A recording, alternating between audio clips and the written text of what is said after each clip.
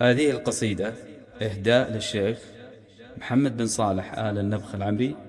كلمات الشاعر الكبير محمد بن لقفص العمري.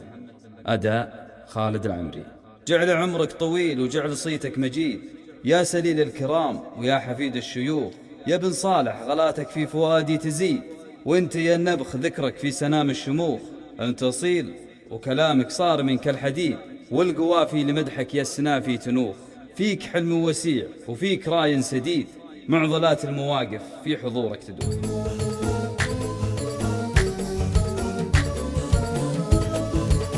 جعل عمرك طويل وجعل صيتك مجيد، يا سليل الكرام ويا حفيد الشيوخ. يا بن صالح غلاتك في فؤادي تزيد، وانت يا النبخ ذكرك في سنام الشموخ. انت اصيل وكلامك صار منك الحديد، والقوافي لمدحك يا السنافي تنوخ. فيك حلم وسيع وفيك راي سديد، معضلات المواقف في حضورك تدوخ. لك مزايا حميدة يا الشديد العنيد، فيك نظم المعاني ما يصيبه شروخ. من غلاتك وطيبك فيك شعري فريد، والمعادين لأصلك معلنين الرضوخ.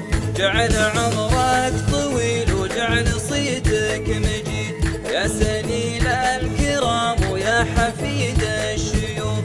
يا بن صالح غلاتك في فؤادي تزيد، وانت يا النبخ ذكرك في سنام الشموخ.